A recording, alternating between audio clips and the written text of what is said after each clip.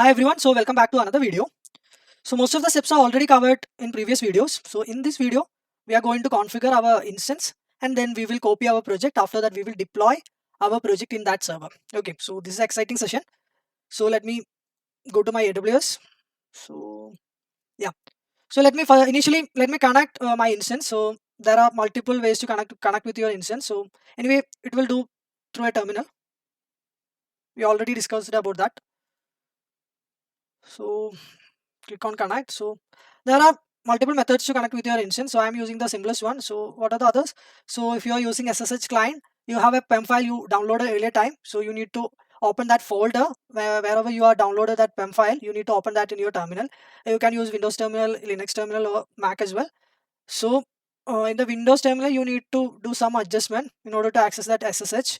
In Linux and uh, Mac, it's already there. Okay, anyway, it's better to, if you are doing first time, it's better to use this only because this is the easiest one. So here I don't want to get that PAM file or anything. I just want to click connect. So it will open a terminal. So right now you are inside that terminal. Okay, so what are the thing we need to do? In order to run project, we need Node and we also need Git as well. Okay, so the first, let me install Node. So there is a tutorial for this provided by AWS in the documentation. I'm attaching the link with along with this video. Or either you can simply search this setting up Node.js on Amazon EC2 instance in Google. You can directly get that link in Google. Okay, so first there is some prerequisites. We have covered that one anyway. So let me copy this code. Let me paste it over here. Fine. So let me copy the next code. Paste over here. And yeah. You can actually mention your version over here. So I'm just copy paste the same code. Okay. This is the latest version, LTS version. So yeah, it is also done. So once it's installed, what you can check using this command. You can see if it's proper. You can see that running Node.js, the version name as well. Okay, if you want to check that npm version as well, just type npm-v. It will show the npm version as well. So it says installment is successful. And what else we need to do? We want to install that git as well. Okay, so let me do that one. So before doing that, I am updating everything. So sudo yum update. It is sudo yum update. Okay, yeah, it is complete. So let me install sudo yum install. uh, yeah, I think it's a command. Sudo yum install git. Fine. Yeah, let me give okay. Okay, okay, it's also successful. So let me check that version, git space v. Yeah, this is the git version as well. This is the latest version. Okay, so what else I want to do? I want to copy that. I want to clone my git project into my server. So let me open GitHub. Mm, mm, I think I have GitHub link with me, so let me take that. Yeah, this is the project we are going to deploy. Okay, you can see over here. I'm attaching the repository along with this video. So let me copy this code, and after that, let me come back to my terminal. So it is a git clone, and paste your link over here. So yeah, it is also done. You can use that command ls, so it will show the folder which created inside that EC2 user. Yeah, it is showing over here. So let me go inside that folder. So it is cd. The command is cd, and enter your exact name, the folder name, whichever you are given. Yeah, so right now I'm inside that expense tracker folder. So if I use that ls command, I can see ls. Yeah, I can see all the folders which I have given inside my GitHub repository, all these files. It will not show git ignore because I have a command for that, ls space -a. So it will show that all the hidden files as well. So .git, all these files are, it's also showing. So what's the first thing? You can see my node modules are not created over here because I not pushed that into my repository. So it's the normal way of doing that one. So because it's the largest file, large file, so I don't want to push that into my repository. Instead of that, I have a all the dependencies are mentioned here in package.json. So here you can see these are all the dependencies that I'm using. The AWS, Course, Express, FS, all these things are mentioned over here. So what I need to do, I just need to do npm install, right? The command is npm install. Once you do that, all the dependencies will be automatically downloaded inside your server.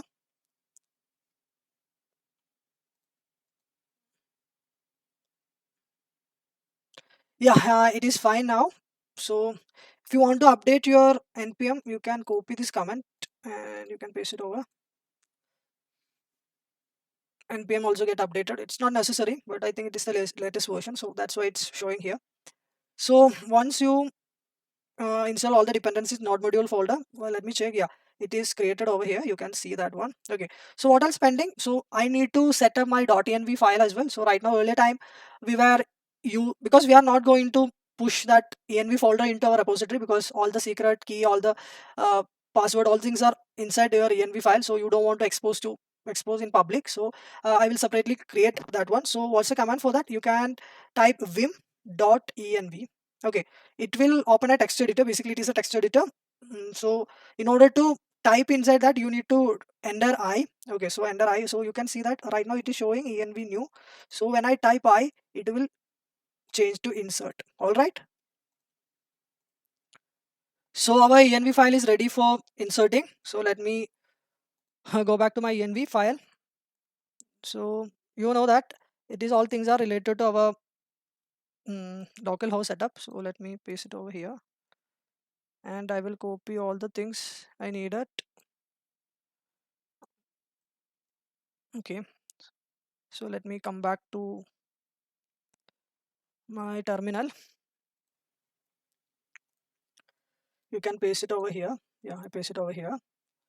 So in order to save this one, you need to type escape key. Okay, then colon.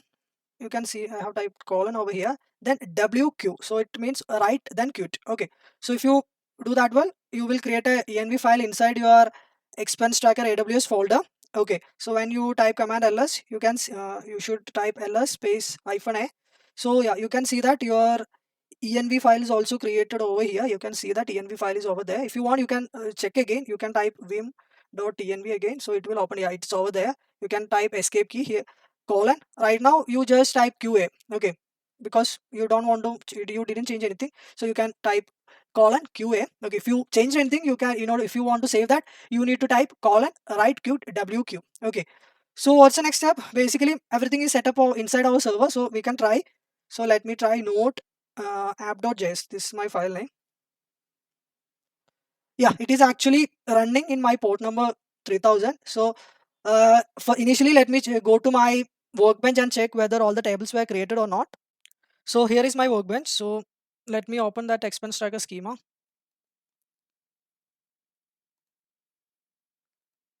Yeah, so it is also taking little time in order to connect with our cloud database. So let me check. Yeah, all the tables were created, so it's a good sign basically. So what are the other things we need to set up? Let me go back to AWS. Mm, okay, this is my instance. So my project is running on port number 3000, but I did not open this yet. Okay, so let me do that as well. So let me go back to EC2 instance. You can go to security. There is a security group launch wizard one. Okay, so the you need to change that your inbound rule. Okay, let me edit inbound rule. Let me add the 3000 port. I am allowing everything. Okay, so it will show that this is not proper way. Okay, we only allow the IP address that normally hit our website. Okay, so right now I'm allowing everything, so I'm saving that rule. Okay, so I can hit my application through this public IP address, right? So let me do that one. Let me open another tab. Mm, this is the one, right? So here it is my public IP address. This is my port number. Let me, yeah, you can see that I successfully hit through my public IP address. So it will show it is not secured because right now we are hitting through HTTP request. Okay, so similar to the earlier version we have run in our local host, you can do all the same things here as well. So let me create let me create account. So here it is Mufil, email ID rahman@gmail.com 12345. 1 2 3 4 5. So let me sign up. Yeah, I signed up. Yeah, I'm a basic user right now, so I can add my payment here.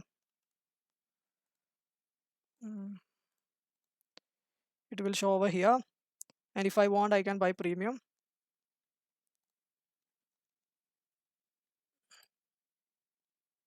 Mm, okay, let me do net banking. This is this method. Yeah, I'm giving success. Yeah, so yeah, it's become premium one. So if I want, I can download my expenses as well. You can see my expenses come over here. It will download it into your file. You can see that as well. Okay, I'm not showing in that as well. So yeah, so most of the things I have done right now. Okay, there are only few steps are left. Okay, so in the next video we will set up our nginx in the reverse proxy server. Okay, so right now there are few issues over here. I will go through it anyway. What are the main issues we are facing right now? Basically, first thing is you can see that in the address bar, it is actually showing our port also. Okay, so it is not secure. Basically, if you allow to show that port, it is not secure. Okay, and what else? When I let me go back to my server first. Yeah, here when I close my server, what will happen when I close this my server, or when I stop my server running? What will happen when I try to access? You can see that I'm not able to hit that server. So whenever I close my server, it will go offline. Okay, so we don't want to that happen. So in order to that, we will use a PM2, okay, process manager. Okay, we will go through that in the next video, and we will also set up the nginx also in the next video. So see you then. Bye.